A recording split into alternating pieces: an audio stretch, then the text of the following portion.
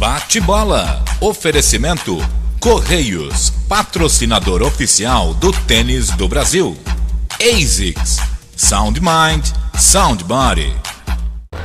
Olá, amigos do Tênis Brasil, estamos começando mais um bate-bola. No programa de hoje, a gente não poderia deixar de falar sobre Roland Garros. Eu volto já.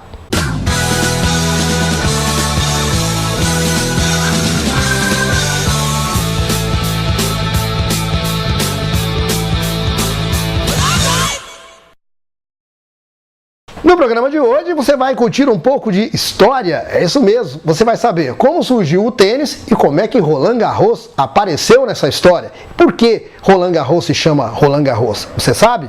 Então você fique aí que você vai saber tudinho com o Josanilton Dalcin. Antes, porém, vou pedir para você participar da pesquisa. Já tem pesquisa nova no ar. Você participa da pesquisa e quinta-feira que vem você concorre a um prêmio parecido com esse que você está curtindo aí na imagem. Também vou convidar você para conhecer o nosso canal no YouTube. Tá aqui o nome aqui embaixo. Vá lá, visite, veja os arquivos, tudo em HD para você, ok? Então vamos, sem muito papo furado, curtir aí essa matéria super especial do Zanilton Dalcin contando um pouco da história do tênis e de Roland Garros. Olha, Antônio Goulin, para a gente falar sobre Roland Garros, a história de Roland Garros, acho que nós vamos até voltar pouquinho, até bastante no tempo, para lembrar ao pessoal que o tênis, como nós conhecemos hoje, ele teve uma origem na França.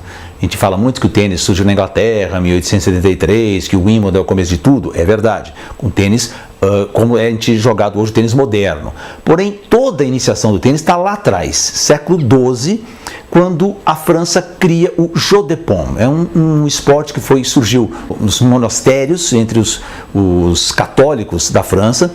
Eles eram muito apegados às culturas, à cultura grega, e eles observam que durante a Grécia se jogava uma espécie de jogo entre 2, 3 pessoas, com bolas arremessando com as mãos. Então eles trazem isso para dentro da igreja e começam a fazer essa disputa. Isso aí se torna o jeu de paume, o jogo com as palmas, que era como conhecido. Esse jeu de paume consegue extrapolar os muros dos monastérios, atinge a Europa toda, principalmente a França, e vira uma verdadeira febre a ponto de ele acabar sendo proibido pela Igreja Católica ali à volta do século XVI, porque ele estava muito envolvido com apostas, você jogava apostando. Isso tudo para você ver como o tênis, na verdade, ele tem toda uma origem intimamente ligada com a França. Aliás, até a própria palavra tênis, há uma grande corrente, hoje é a corrente mais aceita, que ela teria se originado na França. O tennis seria a forma com que os jogadores iniciavam a partida, seria o que a gente usa em jogo, vamos, play, né? O play de hoje, seria o tennis, da onde surgiu então a palavra tênis. Há uma corrente, e da qual até eu sou mais partidário, de que isso não é muito verdade, porque não há nada na literatura francesa que registre essa frase no início de jogo. A primeira citação a isso, na verdade, acontece na Inglaterra, em 1600. Então, talvez não seja exatamente isso, mas é hoje o que se admite.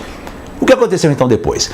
O jeu de paume teve toda essa importância e os ingleses acabaram vendo o esporte e levando isso para a Inglaterra. Eles não queriam, sempre que eles adaptavam as coisas, eles não queriam dar origem real. Então, o que a Inglaterra fez? Ela criou um tênis real, deu o nome de Real Tennis, um pouco diferente do jeu de paume, criou regras específicas e passou a ser jogado pela realeza, daí o nome tênis real. Vocês vão ver nas imagens, nós já mostramos aí o jeu de paume, você está vendo aí também um jogo de tênis real, né? Veja aí a quadra longa, bem disputada, são 2 jogadores que estão jogando. Essa é uma quadra moderna, mas porém toda a marcação da quadra antiga, né? E aí você observa aí também na imagem, uma coisa bem curiosa, é a forma com que a rede está disposta. O centro da rede, pelo causa do próprio peso da rede, né? O centro dela abaixa. Então aí hoje é a explicação. Por que o centro da rede do tênis moderno hoje, ele é mais baixo do que as laterais? É por causa dessa quebra que a rede tinha natural em função do peso. Ok? Muito bem. O tênis real, então, foi essa grande febre e acaba se transformando no tênis moderno depois na Inglaterra, em 1873, quando o Major Wingfield patenteia o jogo e começa a distribuir essas fotos que você vai ver agora aí também, que são as caixas de jogar tênis, raquetes, material para erguer rede, bolinha, etc. e tal. Praticamente ao mesmo tempo em que o esporte surgiu na Inglaterra, ele também vai para a França. Afinal, a proximidade entre os países era muito grande e os ingleses viajavam muito para a França. Em 1872, por exemplo, já há registros desse esporte em Paris. E aí vem a famosa pergunta, por que o saibro? De onde surgiu o saibro? A França não tinha condições de imitar a Inglaterra e fazer as quadras de grama.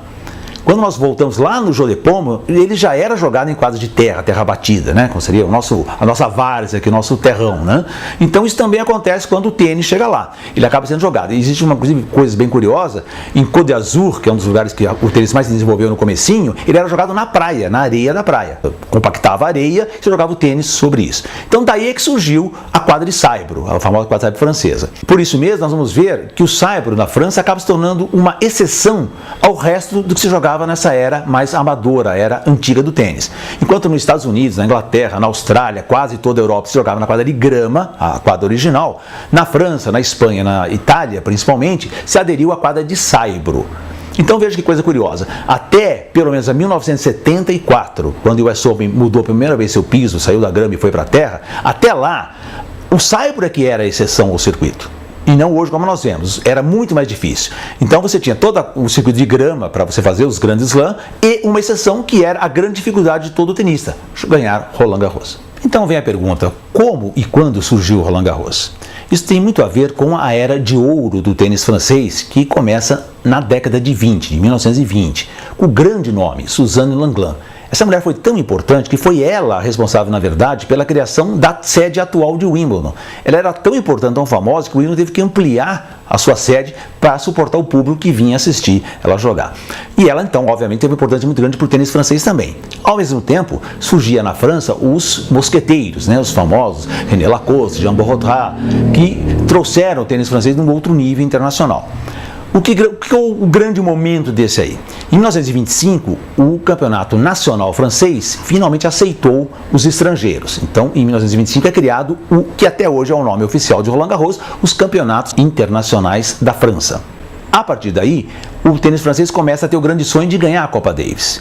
Vai para várias finais, perde sempre os Estados Unidos, por quê? Porque era jogado na grama lá nos Estados Unidos, até que em 1927 a França consegue ganhar o campeonato lá nos Estados Unidos e pelo regulamento ela teria o direito de sediar sempre como mandante, né? Naquela época o país campeão sempre disputava apenas a final da Davis do ano seguinte, só defendia o título da Davis, e que a França teve então a grande ideia, vamos obviamente jogar no saibro, que já é um diferencial para nós, e vamos construir então um estádio para brigar. Imagina, França e Estados Unidos jogando uma final de Copa Davis.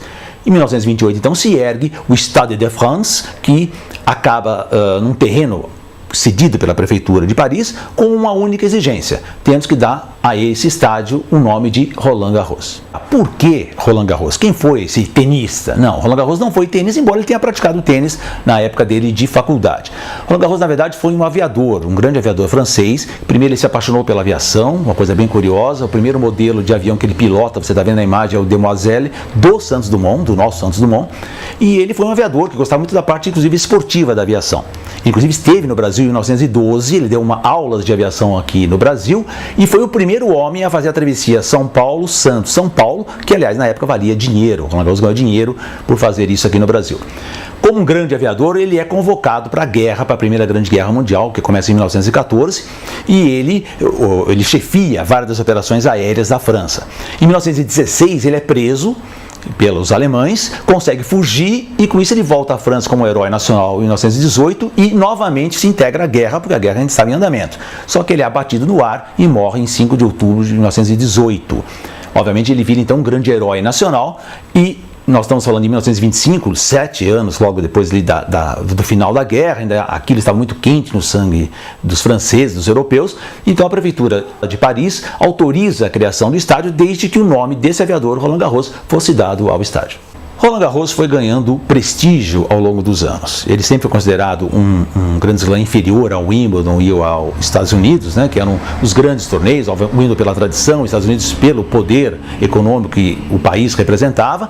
Quando chegou a era profissional, isso ficou ainda mais evidente, porque o Wimbledon e a US Open sempre deram premiações muito maiores do que o Roland Garros. Mas um fato muito importante que você precisa saber é que o primeiro grande slam profissional foi em Paris, foi em Roland Garros, em 1968, onde se há reunião entre as entidades, se decide finalmente liberar a inscrição para os tenistas profissionais. Na verdade, a era aberta significa a permissão para que os profissionais jogassem os torneios amadores, exatamente o contrário do que a maioria das pessoas pensam, né?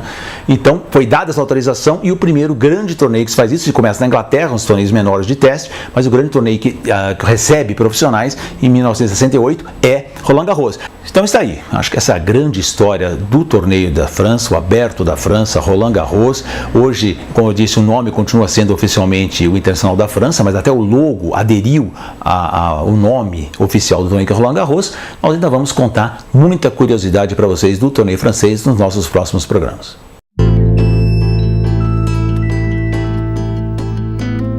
Nosso sonho era ter o tamanho do Brasil. E conseguimos. Hoje estamos em todos os municípios brasileiros. Mas a nossa vocação é ir mais longe. E estamos trabalhando para ser uma empresa do Brasil e do mundo. Avançamos com o país nas conquistas dos nossos campeões. E já estamos formando novas gerações de atletas. Gente que vai longe. Todos os dias chegamos a mais de 50 milhões de domicílios brasileiros. E vamos chegar mais longe, com serviços inovadores para um país que mudou e vai mudar ainda mais. Nós somos os Correios, há 350 anos. E a nossa história é ir mais longe, é aproximar o Brasil e os brasileiros dos seus sonhos. Correios, soluções que aproximam.